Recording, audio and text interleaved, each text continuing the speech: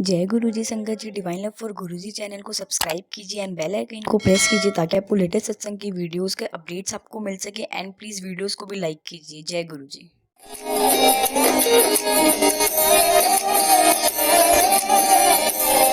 जय गुरुजी साथ संगत जी। सबसे पहले तो शुक्राना गुरुजी एंड शुक्राना सारी साथ संगत जो हमें इस प्लेटफॉर्म पे अपना सत्संग शेयर करने का मौका मिला है।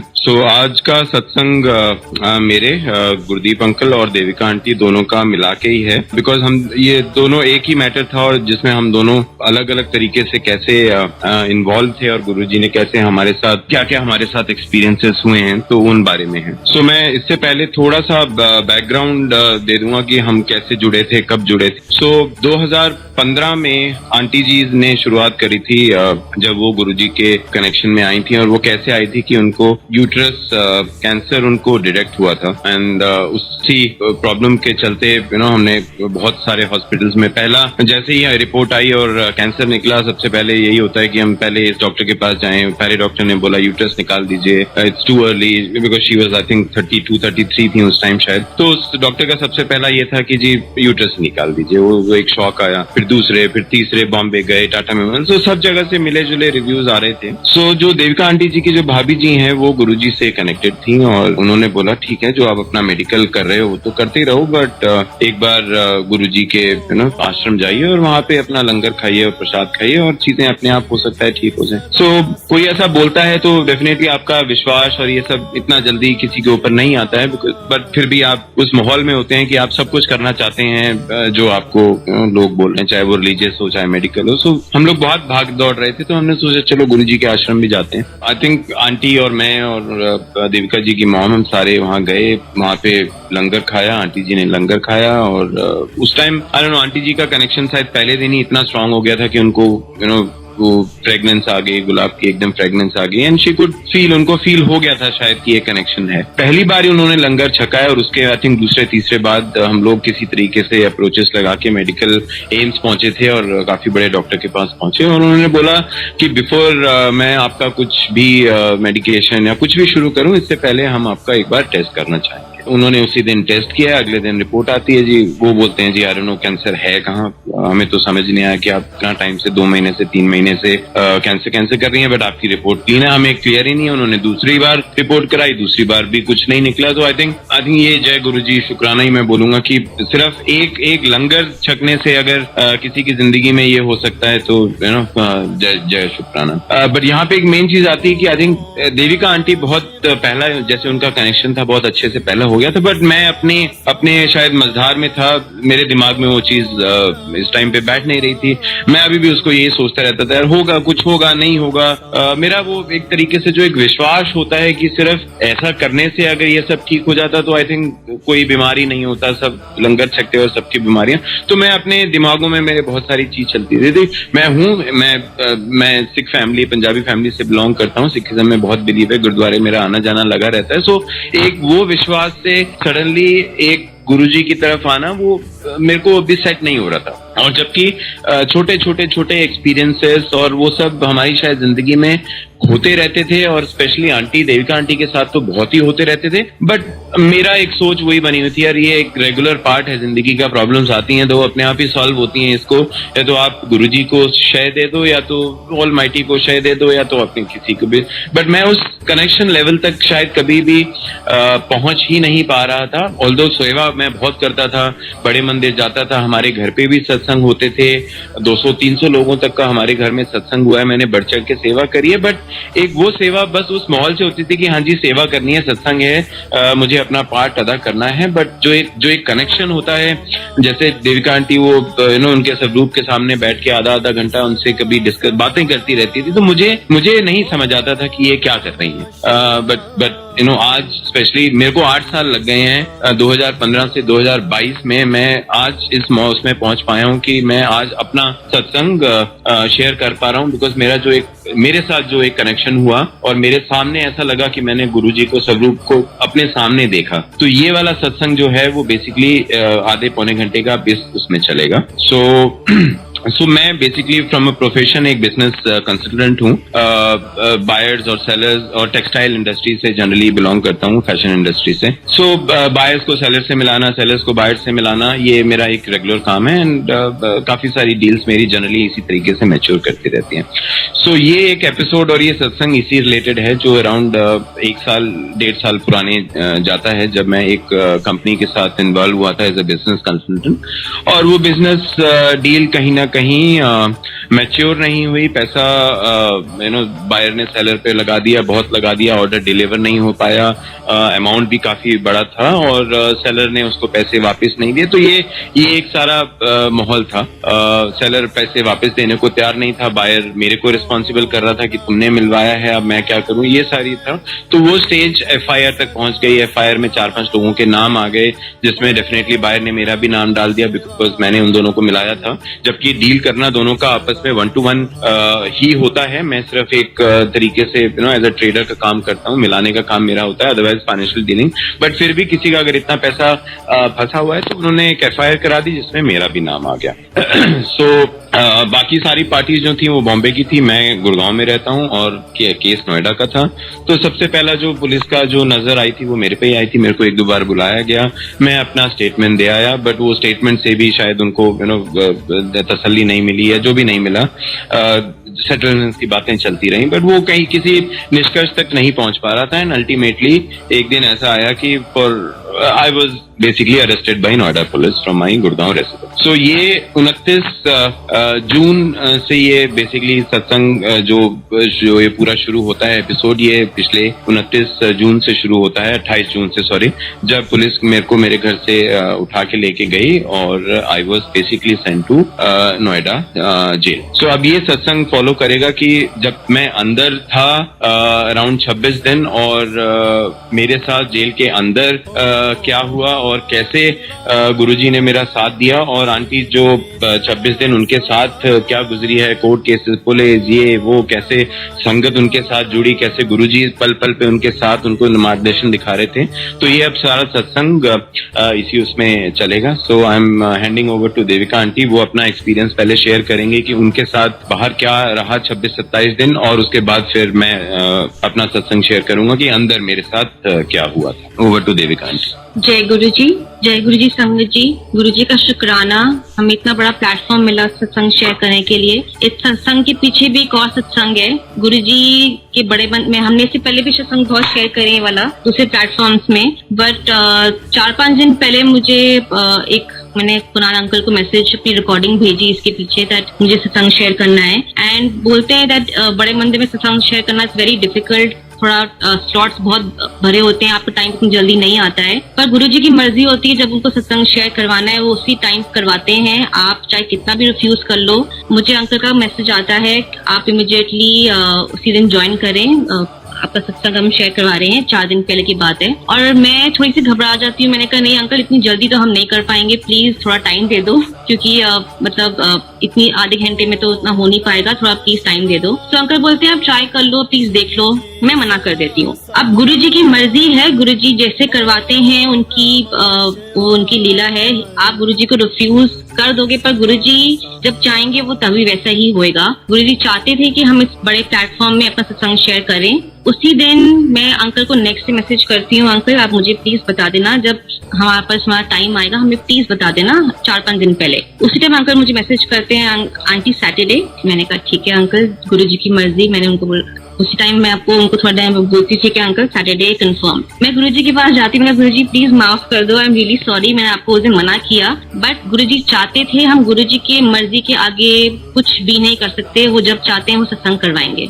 शुक्राना गुरुजी. मैं अपना सत्संग स्टार्ट करती हूँ. जब अंकल अंदर गए उसके अगले दिन ये मेरी जर्नी स्टार्ट होती है. मैंने कैसे हर पल गुरुजी को अपने साथ देखा है. जब गुरुजी हमें प्रॉब्लम्स में डालते हैं, हमारा mind doesn't work at all. हम कुछ समझ नहीं पाते हैं क्या हो रहा है क्या नहीं हो रहा है. हम गुरुजी के सामने लड़ते हैं, उनसे हर एक चीजें बोलते हैं जो नहीं बोलनी चाहिए. उसके लिए गुरुजी बहुत सॉरी, माफ कर देना. बट गुरुजी आपका प्लानिंग ही कुछ और होती है, वो आपकी प्रेजेंट के लिए नहीं होती है, वो आपके फ्यूचर के लिए होती है वो प्लानिंग। कैसे वो आपका हर एक डे प्लान करते हैं। जब मैं और अंकल बैठ के वो पुरानी चीजें डिस्कस करते हैं, हमारे एक्चुअली रोंगटे खड़े हो जाते हैं, बिकॉज गुरुजी ने तो वो प्लानिंग बहुत पहले से करी हुई थी हमारे लिए। हम सोचते हैं कि अंकल अरेस्ट कैसे हो गए, उनको कैसे जेल भेज दिया जब अंकल ने कुछ गलती नहीं करी, बट वो गुरुजी का प्लान था, बिकॉज गुरुजी चाहते थे कि मेरे अंकल हर एक पॉइंट में पॉइंट प्रूफ करके क्लीन चिट वापस आए, क्योंकि ये कोर्ट केसेस बहुत लंबे चलते हैं और ये आपकी जिंदगी को बिल्कुल खराब कर देते हैं, जो हमने कभी एक्सपेक्ट भी नहीं किया था। सो 29 जून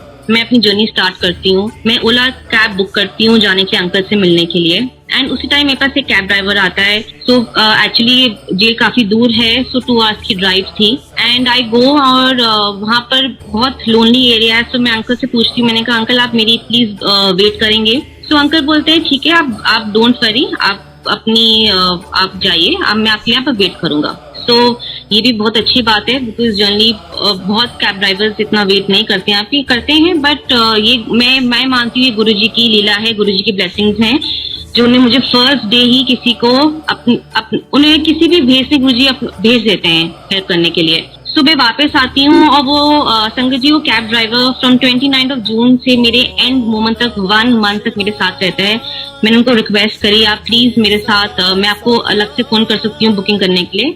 ही सेड कि आप कभी मुझे करिए, कोई प्रॉब्लम नहीं है। वो मेरे साथ हर एक दिन कोर्ट भी गए हैं, 4-4 घंटे वेट करी है बिना कुछ फर्स्ट किए, कुछ नहीं, बट वो हमेशा मेरे साथ होते थे। और उनकी जब मैं बात करती थी गुरुजी की, कभी जब आप इतनी लंबी जर्नी करते हो, आपकी गुरुजी के साथ बात होती है, तो अंकल बोलते थे मेरी भाभी गुरुजी से जुड़ी हुई हैं, हम गुरुजी के बारे में जानते हैं। सो ये कहीं ना कहीं से कनेक्शन गुरुजी जोड़ देते हैं। सो फर्स्ट डे हमें द डे स्टार्ट, गुरुजी कैसे हमें लॉयर्स कैसे जोड़ते हैं लोगों से, एक करेक्ट लोगों से मिलवाते हैं, ताकि मैं किसी गलत हाथ में ना पड़ जाऊं, क्योंकि मैं हर एक चीज अकेले हैंडल कर रही थी। और गुरुजी ने मुझे ये चीज अकेले हैंडल करने ही दी, बिकॉज ही वांटेड कि मैं स्ट्रांग बनूं, because I was totally broken, मैं बिल्कुल ही टूट चुकी थी। मुझे आइडिया नहीं था कि इस चीज को कैसे हैंडल करना है, क्या करना है। फैमिली, आपके फ्रेंड्स, हर चीज लोग साथ में होते हैं, बट मुझे लगता है कि गुरुजी की संगत ही होती है जो आपकी हेल्प करती है। गुरुजी आपको भेस बदल के लोग भेजते हैं आपकी हेल्प करने के लिए, जो मेरे साथ हुआ। सो मुझे फर्स्ट डेट मिलती है 13/7, जो गुरुजी की डेट है, और उसी दिन मुझे एक इंडिकेशन मिल जाती है दैट गुरुजी ने अपना शुरू कर दिया है। बट हम सोचते हैं कि गुरुजी मेरे अंकल को बेल मिल जाए, ये क्यों नहीं हो रहा। मैं उनसे अमृत वेला करके लड़ती थी, सब कुछ करती थी, बट गुरुजी मुझे आंसर देते थे। मैं उनसे अमृत वेला में बातें करती थी, वो मुझे दिखते थे, और वो मुझे संगत जी मुझे पंजाबी बोलनी नहीं आती, बट मैं उनसे अमृत वेला वाले टाइम पंजाबी में बात करती थी, और वो 1 घंटा कैसे बातें होती थी, जब मैं आंखें खोलती थी मुझे खुद याद नहीं होता था कि मैंने क्या पंजाबी में, मैंने कैसे गुरुजी मैं आपसे पंजाबी में बात कैसे कर ली। सो 13th को मुझे डेट मिलती है, एंड वहाँ पर जज चैम्बर में होते हैं, बट हम वहाँ पर जाते हैं, लॉयर्स, कुछ हो रहा है।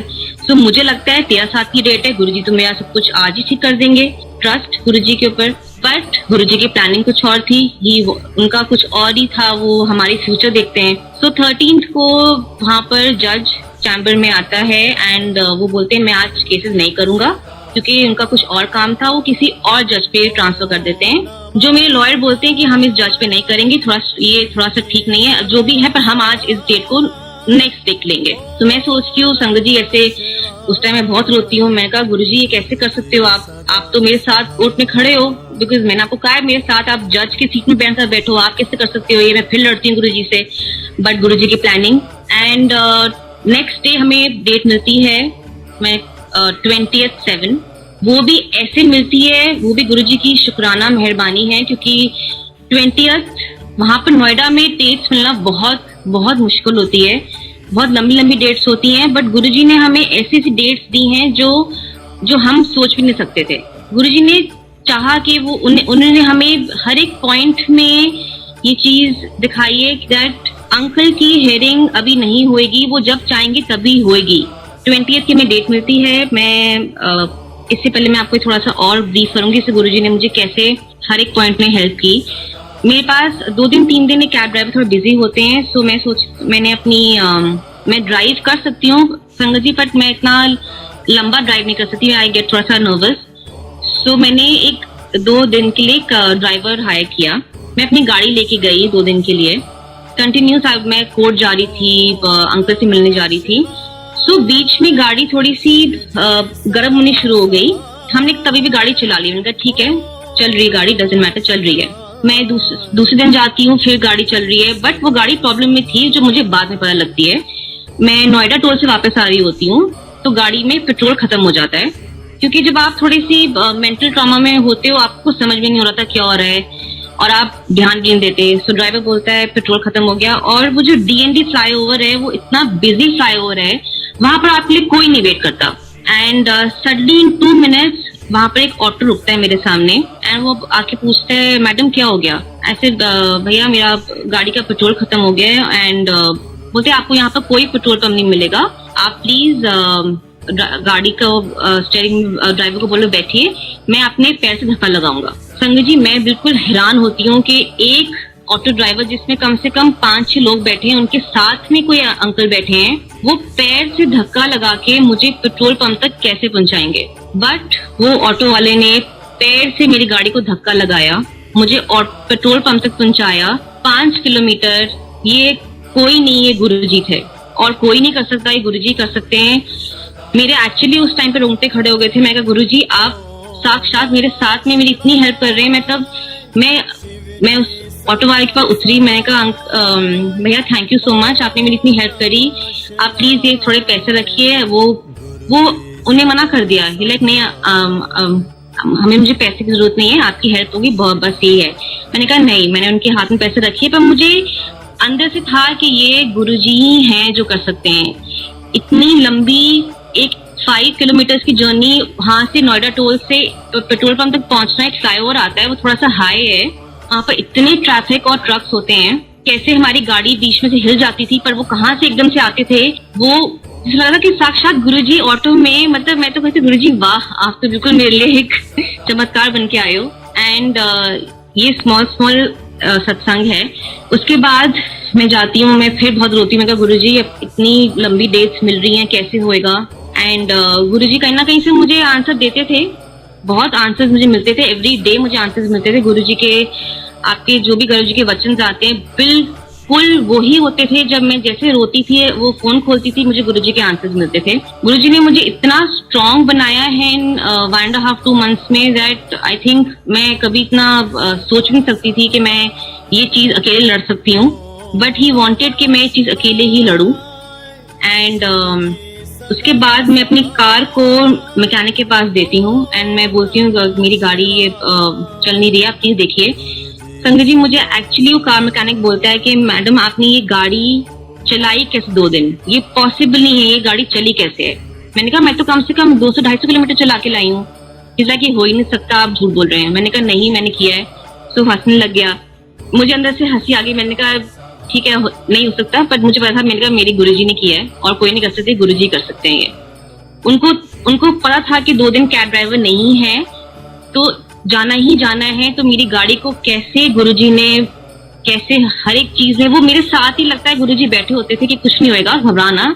मैं जब जाती थी मुझे गुरुजी की गाड़ियां दिखती थी, मैं जहां जाती थी गुरुजी की गाड़ी दिखती थी। मैं अंकल को जेल में मिलने जाती थी, गुरुजी की गाड़ी वहां भी खड़ी होती थी, जो इम्पॉसिबल है, बट वहां पर एक गुरुजी की गाड़ी खड़ी होती थी हमेशा कि जहां जहां तुम जाओगे मैं तुम्हारे साथ हूँ। शुक्राना गुरुजी।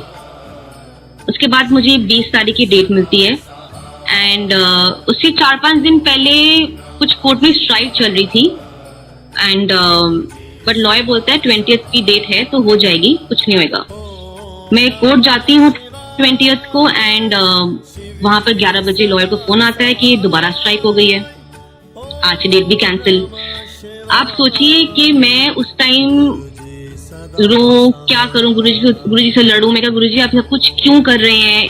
आप उस जब मेंटल ट्रॉमा में होते हैं आपको एक्चुअली समझ में नहीं आता, इतनी नेगेटिविटी रहती है कि ये हो क्या रहा है। बट गुरुजी क्या चाहते थे उस टाइम, वो उनकी एक प्लानिंग थी, वो आराम से फ्यूचर से क्यों कर रहे थे, बिकॉज वो जानते थे कि मेरे अंकल ने कुछ किया नहीं है, तो उनको एक पॉइंट में क्लीन चिट से निकालना है।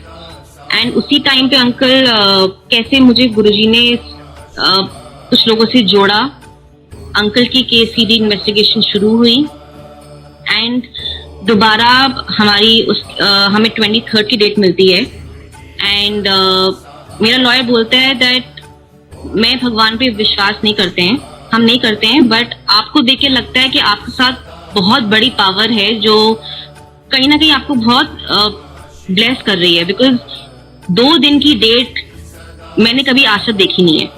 20 से 23 तारीख की डेट नहीं मिल सकती। मेरे साथ जो लोग खड़े थे उनको कम से कम 30 तारीख या फर्स्ट वीक ऑफ अगस्त की डेट मिल रही थी, फर्स्ट वीक ऑफ जुलाई की। सो बड़ी गुरु जी की है शुक्राना, 23 तारीख की डेट मिलती है एंड उस टाइम पेपर्स रीसबमिट होते हैं री इन्वेस्टिगेशन के बाद एंड उस टाइम भी मुझे पूरा यकीन था दैट चीजें क्लियर हो जाएंगी। मैं गुरु जी को बोलती, गुरु जी प्लीज ये आज आखिरी दिन है, अब तो ठीक कर दो, अब बस आज पेपर वर्क पूरा कंप्लीट कर दो, बस अंकल को क्लीन चिट बाहर निकाल दो। आप मानेंगे नहीं, सुबह से लेकर शाम तक मैं बैठती हूँ, सब कुछ हो फाइल चीजें हो गई होती हैं, बट उस दिन जज फाइल नहीं पढ़ते और उस दिन भी हमें डेट हमारी आगे बढ़ जाती है। 26 जुलाई को सावन का पहला सोमवार स्टार्ट था एंड बीच में वीकेंड आता है। तो मैंने कहा गुरुजी मैं नहीं जानती आप किस दिन का वेट कर रहे हैं, बट आप जो वेट कर रहे हैं आप पक्का कुछ ना कुछ अच्छा ही होएगा, क्योंकि आपने मुझे इतना लंबा वेट करवाया तो आप कुछ ना कुछ तो अच्छा प्लान ही कर रहे हैं। इस टाइम पे मैं अपने इन-लॉज को फोन करती हूँ, बिकॉज मेरे इन-लॉज थोड़ा हापुड़ में रहते हैं, वो कोरोना करके उनको थोड़ी डिफिकल्टी हो रही थी आने के लिए एंड मैं उनको रिक्वेस्ट करती हूँ प्लीज आप आज आ जाइए। अंदर से होता है बस आज गुडी के अगर अंकल के पेरेंट्स आ गए सो इससे बड़ी ब्लेसिंग और कुछ नहीं होगी, बिकॉज पेरेंट्स की ब्लेसिंग इज वेरी इंपॉर्टेंट। मैं अपने फादर इन लॉ को मदर इन लॉ को संडे को 25 तारीख को फोन करती हूँ कि प्लीज आप आ जाइए, मुझे आपकी बहुत जरूरत है एंड हमें 1-2 उसके लिए गवाही FD हमें कुछ चाहिए करने के लिए, आप प्लीज आइए। सो वो मेरे father in law mother in law बोलते हैं, पहले वो थोड़ा रिफ्यूज कर रहे थे आने के लिए उस टाइम पे। एक जैसे लगता है कि गुरुजी चाहते थे कि मैं इस लड़ाई को अकेले लड़ूं, इसलिए ने मुझे किसी को भेजा ही नहीं फैमिली में। फैमिली साथ थी, ये नहीं फैमिली साथ नहीं थी, बट ये हर एक चीज मैंने अकेले करी है, बिकॉज गुरुजी की मर्जी थी कि ये अकेली फाइट अपने आप लड़ेगी और स्ट्रांग बनेगी। बिकॉज मैं अपनी लाइफ में आई थिंक काफी चीजों पे, अपने अंकल पे, अपने लोगों के ऊपर मैं बहुत डिपेंडेंट रहती थी, बट इस टाइम पे गुरुजी ने चाहा कि नहीं आंटी इस बार किसी के ऊपर डिपेंड नहीं होना, आपको ये केस अपना लड़ाई खुद लड़नी है। ताकि मैं आई थिंक मुझे लगता है इसीलिए हमारे लाइफ में कुछ चीजें ऐसी हुई हैं, बिकॉज वो चाहते थे कि हम इंडिपेंडेंट बने। एंड 26 को मंडे को हमें डेट मिलती है पेपर वर्क क्लियर करने के लिए एंड उस दिन जज बैठते हैं सीट पे, फाइल पढ़ते हैं। सुबह हम 10 बजे जाते हैं, 11 बजते हैं, 12 बजते हैं, 1 बजते हैं, 2 बजते हैं, अभी तक जज ने फाइल नहीं पढ़ी।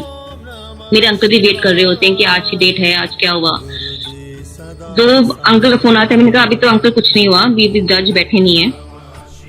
एंड 26 तारीख को 3-4 बजे मुझे न्यूज मिलती है that uncle has been given clean chit, uncle को क्लीन चिट मिल गई है एंड उनकी रिहाई आज हो जाएगी। जय गुरुजी। आप संगत जी, गुरुजी ने मुझे 26 जुलाई को फर्स्ट सावन का महीना दिन में मंडे का सोमवार में ही गुरुजी ने ब्लेस किया। वो चाहते थे कि वो चीज 23 को भी हो सकती थी, बट गुरुजी ये डेट हमारे, और 26 जुलाई 2007 को ही मेरे अंकल, मैंने जब अपनी मदर इन लॉ में साथ में थी, वो बोल रही थी दैट मेरे अंकल का बर्थडे 19 जुलाई को होता है एंड वो 26 जुलाई को ही मेरी मदर इन लॉ ने कहा था कि मैं हॉस्पिटल से डिस्चार्ज हुई थी अंकल को गोद में लेके। सो मेरे अंकल के लिए तो ये एक्चुअली 26 जुलाई को एक रीबर्थ गुरुजी ने दिया है and rebirth for his connection with Guruji. आप अभी उस पूरा दिन गुरुजी ने इम्पॉसिबल चीजों को भी कैसे पॉसिबल किया। मैंने कहा गुरुजी बस ये आखिरी दिन है, अब मैं इस कोर्ट में और कहीं अब मैं पैर नहीं रखूंगी, बस गुरुजी बहुत हो गया, अब मुझे प्लीज यहाँ से निकाल दो, बिकॉज अब मैं बहुत घबराने लग गई हूँ। मुझे वो कोड लोग देख के घबराहट शुरू होती थी, पैनिक अटैक्स होते थे। बट एक्चुअली गुरुजी ने वो कैसे 26 जुलाई वो दिन है और आज का दिन है, अंकल को क्लीन चिट मिली। बेल तो बहुत दूर की बात है संगत जी, अंकल गुरुजी चाहते थे कि वो जब अंकल ने कुछ किया ही नहीं है तो वो क्लीन चिट होके बाहर आए, क्योंकि केस लंबे तो खिंचते रहते हैं। गुरुजी का शुक्राना, गुरुजी ने हमें इतनी बड़ी प्रॉब्लम से बाहर निकाला है दैट आई थिंक गुरुजी हैं तो हम हैं। अगर गुरुजी ना होते तो अभी तक आई थिंक मैंने तो पता नहीं क्या कर लिया होता, आई डोंट नो। मेरे लिए तो बहुत मुश्किल था ये। और अगर मैं अंकल की बात करूंगी, अंकल की जर्नी जो अंदर रही थी वो आप अंकल से सुनेंगे तो बहुत ही बड़ा सत्संग है, बिकॉज ये अंकल के लिए तो न्यू रीबर्थ है with Guruji's connection and his journey with Guruji now. शुक्राना गुरुजी, अनंतम शुक्राना आपका, शुक्राना संगत जी। मैं अंकल को अब देना चाहूंगी। जय गुरुजी साथ संगत। सो मैं दोबारा से वो 29 जून से ही शुरू करूंगा। सो 29 जून को मैं कासना जेल, वहां से नोएडा के और भी आई थिंक अराउंड 50 किलोमीटर के करीब है, वहां पे भेज दिया जाता हूँ। सो क्योंकि कोरोना टाइम चल रहा है, सो अंदर भी कुछ क्वारंटीन का सिस्टम है। सो आपको 7 से 10 दिन पहले क्वारंटीन में रखा जाता है। वो जेल का ही पार्ट है, बट एक छोटा सा सेक्शन अलग बनाया गया है जहाँ पे आपको 7 से 10 दिन के लिए रखा जाता है। आपका एक अंदर जाने के बाद चौथे या 5वें दिन टेस्ट होता है कोरोना का, 2 दिन में रिपोर्ट आती है, तब आपको जाके एक मेन जेल के अंदर भेजा जाता है। सो अब 29 को मैं अंदर गया था, तो अगले दिन ही देविका आंटी मुझसे अंदर मिलने आती हैं।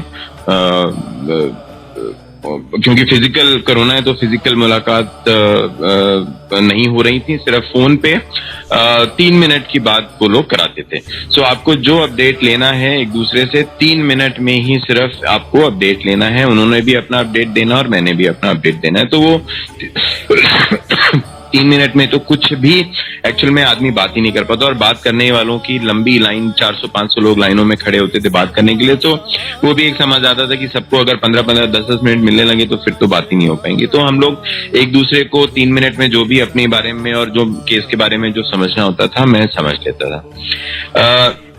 अब इसमें होता ये था कि जब भी आंटी जी आती थी तो हमेशा लास्ट का 2 सेकंड 4 सेकंड बस ये होता है कि रखने वाले हैं, तो बस रखने से पहले बोल देते हैं जी कि गुरुजी का बस आप ध्यान रखो, मंत्र जाप करते रहो। ठीक है। तो मैं आई थिंक उस टाइम भी, अब होता क्या है जब आदमी ऐसे प्रॉब्लम्स में होता है या ऐसी सिचुएशन में होता है तो डेफिनेटली उसको अपने सारे भगवान याद आने शुरू हो जाते हैं, चाहे विश्वास है चाहे नहीं है, बट वो एक ऐसा टाइम होता है जब आपको सारे अपने भगवान नजर आने शुरू हो जाते हैं। तो ठीक है, बैठे बैठे अब अंदर कुछ है नहीं करने के लिए तो आप कभी मंत्र जाप कर लो कभी, बट अंदर गुरुजी के बारे में कभी मेरे साथ एक दो मेरे को पहले दिन ही मेरे साथ एक कोई बिल्डर थे और एक कुछ थोड़े बहुत लोग थे जो किसी कॉर्पोरेट अंदर में आए थे, तो सबके सिमिलर केसेस थे। तो वो मेरा को 1 2 3 4 लोगों का सर्कल बन गया था जो पढ़े लिखे थे, कॉर्पोरेट वाले थे। तो बट गुरुजी के बारे में कभी ऐसा डिस्कशन नहीं है कभी। तो मेरे को जब भी समय मिलता था मैं अपना मंत्र जाप कर लिया या वाहिगुरु, तो जितने भी नाम ले सकते थे हम अंदर लेते ही रहते थे। सो सबसे पहला जो मेरा अंदर मिरेकल शुरू होता है कि जनरली होता क्या है कि जैसे मैंने बताया 7 दिन का आपका क्वारंटीन होता है और 7वें 8वें दिन आपको अंदर भेज दिया जाता है। अब मैं अगर आपको डिफरेंस बताऊं, क्योंकि अब मैं क्वारंटीन में रह के अंदर भी मेन जेल में भी गया हूं, तो जो फर्क है क्वारंटीन जेल का और मेन जेल का, जमीन आसमान का जो फर्क होता है दोनों जेल ही, बट जेल के सिस्टम के हिसाब से बहुत ज्यादा फर्क है। अब होता क्या है कि जो 7 दिन थे तो हमने वहां पे थोड़ा बढ़ चढ़ के अंदर काम अपने कुछ जिम्मे काम ले लिया था। तो हमने डॉक्टर एक वहां साहब बैठते थे, डॉक्टर के साथ हमने मेडिसिन का थोड़ा सा काम ले लिया, थोड़ा सा रजिस्टर्स बनने का काम ले लिया। कुछ ऐसे हमने सबने 3-4 लोग जो थे हम लोग साथ में थे, हमने सबने अपना कुछ ना कुछ काम ले लिया। तो उस चक्कर में होता क्या है कि जो उस पर्टिकुलर वार्ड के जेलर साहब थे तो वो हमें आके बोलते हैं, जब हमारी कोरोना रिपोर्ट हो जाती है और हम अंदर जाने वाले होते हैं, हमें उस दिन आके बोल देते हैं जी आप लोग थोड़ा अच्छा काम कर रहे हैं 3-4 लोग, तो तो आपको एक काम करते हैं, हम आपको क्वारंटीन में ही थोड़ा टाइम और एक सर्कल रोक लेते हैं, 7 या 10 दिन का क्वारंटीन, आप यहीं रह लो, कोई बात नहीं। जय गुरु जी। सो ये एक वो सबसे पहला वो था कि अगर अंदर भेज दिया जाता तो मुझे पता था कि वहां क्या होना है, तो फिर भी हमें चलो 7 दिन 10 दिन और एक्स्ट्रा क्वारंटीन में मिल गए। सो है जेल ही, बट वो एक ऑर्गेनाइज्ड सिस्टम से चलती है जेल। सो अब उसमें हर एक दूसरे दिन मुझे आंटी आती थी, मिलती थी, गुरुजी का नाम, ठीक है, मैं अपना करता रहता था, कुछ भी करता था। सो जैसे आंटी जी ने बताया कि 19 जुलाई को मेरा जन्मदिन था, और मुझे पता लगा, सबकी उम्मीदें यही थी कि सबका प्रयास यही था कि मैं शायद 20 जुलाई से पहले बाहर आ जाऊं, बट वो प्रैक्टिकली नहीं हो पाया फॉर वेरियस रीजंस। सो अब जब पता लग जाता कि बाहर नहीं आ पाऊंगा, तो मैंने आई थिंक 16 तारीख को फोन पे जब मेरी इनसे, देविका आंटी से बात होती है, तो मैं इनको बोलता हूँ कि कुछ फैमिली की कुछ 6-7 पिक्चर्स, मेरी बेटी एक छोटी 4 साल की, और सबकी कुछ 4-5 रिमेम्बरेंस के लिए प्लीज पिक्चर्स जब अगली बार आएंगी तो लेते आइएगा। तो वो मेरे ख्याल से 17 को आती हैं दोबारा मुझसे मिलने, और 6-7 पिक्चर फैमिली की देके जाती हैं, और गुरुजी का एक छोटा सा स्वरूप एक नॉवल के अंदर रख के दे जाती हैं। और जबकि इस बारे में कोई ना बात हुई थी, ना मैंने उनको बोला था भेज देना, बट ठीक है, उनका मन किया, उन्होंने गुरुजी का छोटा सा स्वरूप मुझे अंदर भेज दिया। सो अब मैं उनको पिक्चर्स को देख रहा हूँ। सो हम 3-4 जो लोग साथ बैठे हुए थे, तो उन्होंने अच्छा फैमिली पिक्चर आई, दिखाओ, तो उसके साथ में गुरुजी का स्वरूप भी निकलता है। सो मेरे साथ जो 29 जून को ही मेरे साथ और एक अंदर आए थे, वो भी गुरुजी के बहुत ही स्ट्रॉन्ग बिलीवर, और जबकि वो इतना शुरू से उनके साथ गुरुजी के साथ थी कि जब वो एम्स में थे, एम्स से जब वो अपने आज इधर आए थे, बड़े मंदिर आए थे, जब उनको आखिरी समय में वहां, तब भी वो उनके साथ थे। तो उनको गुरुजी को समाधि लेते हुए उनके साथ वो सारा उन्होंने जर्नी देखी। तो जब उन्होंने जैसी गुरुजी की पिक्चर देखी, तब तो उसके बाद फिर गुरुजी के एक्सपीरियंसेस, उन्होंने इतने, वो तो उन्होंने क्योंकि देखा हुआ था, उनसे मिले हुए थे इतने संग, तो उन्होंने अपने बहुत सारी, तब मुझे अचानक से ध्यान आता है कि जब भी आंटी जी मेरे को मिलने आती थी और बोलती थी कि आपके साथी हैं, किसी ना किसी फॉर्म में आपके साथ होंगे, तब मुझे उस दिन से तब फिर रियलाइज होता है कि अरे ये साथ तो 29 तारीख से ही मेरे साथी हैं, और हमने आज तक गुरुजी की बात नहीं करी। 18 तारीख को जब गुरुजी का स्वरूप अंदर पहुंचता है, तब जाके वो गुरुजी की फिर बातें शुरू होती हैं। फिर वो उन्होंने भी सत्संग शेयर किए, फिर तो मतलब बहुत सारी चीजें अंदर ही एक ऐसा हमारा आपस का माहौल बन जाता है कि हमने गुरुजी की बातें होने लगती हैं, सब कुछ होता है। सो अब मेरे 2 सर्कल क्वारंटीन में पूरे हो चुके थे। सो 20 आई थिंक 19 दिन में क्वारंटीन में रहा, जबकि 7 या 8 दिन मैक्सिमम रहते हैं। तो मेरे को 2 सर्कल अंदर क्वारंटीन में काटे, और उसके बाद मुझे अंदर जाना ही था। तो उस बार जेलर आते हैं तो बोलते हैं कि आपकी जी कब की डेट है। मैंने बोला जी 23 तारीख की डेट है, शायद कुछ ना कुछ हो जाना चाहिए। जो मुझे इन्फॉर्मेशन बाहर से मिल रही थी उसके हिसाब से आंटी थोड़ी पॉजिटिव थी कि मुझे 23 तारीख की डेट है, तो 23 तारीख को तो आप निकल ही आओगे। तो जेलर साहब ने बोला चलो एक काम करो यार, अब 3-4 दिन है, तो अब मैं इससे ज्यादा आपको रोक नहीं पाऊंगा, तो अब आप 4-5 दिन, 3 दिन है, आप निकल ही जाओगे, तो अब 3 दिन तो मुझे आपको मेन जेल में भेजना पड़ेगा। मैंने चलो कोई बात नहीं। तो अब मैं जब मेन जेल में पहुंचता हूँ, तब मुझे एक्चुअली प्रैक्टिकली वहां पे जाके समझ आता है कि जेल क्या होती है और मैं कहाँ था और क्या नहीं था। ठीक। सो उसके बाद मेरी थोड़ी सी ये जो लास्ट के 6 दिन आई थिंक जो मैंने मेल जेल में काटे हैं, वो कहीं ना कहीं मेरे कर्म थे, जो मुझे वो काटने ही थे, और 6 दिन मुझे वो अंदर देखने ही थे। सो यहाँ की जर्नी जो 6 दिन की है वो शुरू होती है कि जब मैं 17 दिन क्वारंटीन में था, तो वहाँ थोड़ा फोन का सिस्टम थोड़ा सा, क्योंकि हम थोड़े इतने अंदर जेलर से थोड़ा मिलजुल गए थे, तो हमको फोन करना थोड़ा इजी हो गया था। हम लोग 3 मिनट ना होके 10 मिनट बात कर लेते थे। वो थोड़ी बहुत एडजस्टमेंट्स हमने अंदर कर ली थी बिकॉज ऑफ अवर बिहेवियर। लेकिन जब हम मेन जेल में पहुंचते हैं, तो वहां तो जी हिसाब ही कुछ अलग है। फोन करने के लिए आपको नंबर लगता है आपका, आपको 15 मिनट चल के जाना पड़ता है, वो भी वहां फिर यहाँ है कि पैसे देने पड़ते हैं, 200 रुपए पर मिनट, 5 मिनट के कुछ बात करने के लगते हैं। तो वो सब बहुत कुछ अंदर चलता था, तो उस हिसाब से, बट फिर भी हम किसी तरीके से मैनेज करते रहते थे। सो मैं जब 20 जुलाई को जब मैं मेन जेल भेजा गया, तो 20 दिन का तो पूरा दिन सिर्फ ट्रांजैक्शन में निकल जाता है। मुझे 12 बजे क्वारंटीन सेंटर से मेन जेल भेजा था, बट वो इतने चेक पॉइंट्स, इतनी एंट्रियां वो करते करते आपको 5 बज जाते हैं सिर्फ आधा किलोमीटर का एक वो जर्नी करने के लिए। सो 20 तारीख को मेरी आंटी से बात नहीं हो पाती है। 20 तारीख को मैंने शायद उनको बोल दिया था या 19 को बोल दिया था कि अब मैं यहाँ नहीं रुक पाऊंगा, तो अंदर ही जाऊंगा। बात हो पाएगी नहीं हो पाएगी मुझे नहीं पता है, बट मैं आपको अपडेट करूँ। सो 20 का पूरा दिन ऐसे ही निकल जाता है। 21 तारीख को सुबह वो आते हैं, डायरेक्ट में नाम लिखाने आते हैं, जी किसको किसको फोन करना है, चलो जी, तो हम फोन करने हमको लेके जाते हैं। सो 21 अब वहां पे अंदर फोन करने का सिस्टम क्या है कि वहां पे BSNL की लाइंस लगी हुई हैं और 1 से लेके 20 तक जैसे खिड़कियां बनी हुई हैं और एक खिड़की में 2-2 फोन लगे हुए हैं। ये ऐसा कुछ सिस्टम है और हर एक खिड़की में एटलीस्ट 15-15, 20-20 लोग लगे रहते हैं। हर एक को 5 मिनट मिलते हैं, 5 मिनट में बात करके वो निकलते रहते हैं। सो मैं 21 तारीख को 3 नंबर खिड़की में लगता हूँ, आई थिंक 13वें या 14वें नंबर पे। उसके बाद में नंबर आता है 5 मिनट, बिकॉज 5 मिनट सबको मिल रहे हैं, तो आप अगर मैं 13वें नंबर पे हूँ तो घंटा सवा घंटा तो मुझे सिर्फ लाइन में लग जाता है।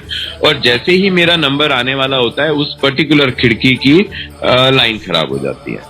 सो 5-10 मिनट तो रोकते हैं जी, वो बोलते हैं जी अब यहाँ पे लाइन नहीं आएगी, आप एक काम करो 3 नंबर से लेके वो 7 नंबर की लाइन में लग जाओ, वो अभी खाली होगी है तो वहां पे लग जाओ। तो मैं अब भागा भागा जाता हूँ 7 नंबर में पीछे लगता हूँ। अब मैं जैसे ही 7 नंबर में पहुंचता हूं, मेरे सामने एक जेंटलमैन फोन पे बात कर रहे होते हैं खड़े होके। 6.25 फुट के करीब उनकी हाइट होगी, लंबे लंबे बाल, सर पे उन्होंने एक लंबे बाल को जैसे वो रोकने के लिए पीछे एक मेटल की क्लिप लगाई हुई है और हाथ में उन्होंने लेफ्ट हाथ में ब्रेसलेट पहना हुआ है, आई थिंक प्लास्टिक का या मेटल का, और उसमें एक गुरुजी का स्वरूप, जैसे उन्होंने जैसे फोन पकड़ा हुआ है कान पे, तो वो पूरा स्वरूप सिर्फ मैं देख पा रहा हूँ और मेरी तरफ गुरुजी देख रहे हैं और वो अपना फोन पे बात कर रहे हैं। 1 मिनट के लिए तो मुझे मतलब सेकंड के लिए समझ ही नहीं आता है कि होता क्या है कि जेल के अंदर जब आप जाते हैं तो कोई भी मेटल का आइटम, कुछ भी चेन, अंगूठियां, ब्रेसलेट अंदर अलाउड ही नहीं होते हैं। तो वही एक सबसे बड़ी मेरे को एक शॉक लगा कि how this gentleman is still wearing hair clips and he is still wearing bracelet पहना हुआ है, उस पर गुरुजी का स्वरूप टंगा हुआ है। और वो एक्चुअली होता क्या है, इतनी भीड़ भड़क का होता है, इतने जोर जोर से लोग वहां पे बात कर रहे होते हैं फोन पे कि अगर आप यहाँ पे खड़े हैं तो जो 10वें नंबर पे खड़ा है उसको भी सुन रहा होता है कि क्या ये बात कर रहे हैं। बट वो मेरे सामने खड़े हैं, सिर्फ एक फोन पकड़ के धीरे, कुछ भी मैं उनसे सट के खड़ा हूं, बट फिर भी समझ नहीं पा रहा हूँ, सुन नहीं पा रहा हूँ कि वो क्या कर रहे हैं, बात कर रहे हैं कि सिर्फ फोन लेके खड़े हैं। तो मैं एक बार 1 सेकंड के लिए तो मैं बस खड़ा रहता हूँ, देखता रहता हूँ कि गुरुजी का मुझे अंदर स्वरूप दिख गया, बहुत बड़ी बात है, किसी ना किसी फॉर्म में वो दिख गया। अब होता क्या है, जैसे ही उन अंकल का फोन खत्म होता है, मैं जैसे ही वो मुड़ते हैं तो आपको बहुत ही खुशी होती है कि गुरुजी का कोई अंदर मिला है। तो मैं जैसे ही मैंने उनको, वो पीछे मुड़े, मैंने उनको बोला जय गुरुजी अंकल जी, उन्होंने से कुछ नहीं बोला, मेरे को बस एक ऐसा हाथ दिखाया, मुस्कुराए और निकल गए।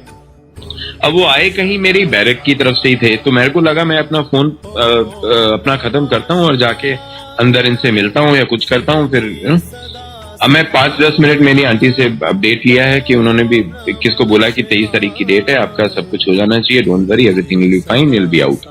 सो एक ठीक है, अब मेरा एक वो एक्साइटमेंट होगी थी कि अब मैं 23 को 24 को जो भी है बाहर आने वाला। सो अब मैं जाता हूँ, 10 मिनट में मेरा कॉल खत्म होता है, मैं जाता हूँ बैरिक की तरफ जाता हूँ कि अब मैं तो मिल गया जी, इनसे मैं बात करूँ। पूरा दिन शाम हो गई, मैं उनको ढूंढ रहा हूँ, मुझे कहीं दिख ही नहीं रहे।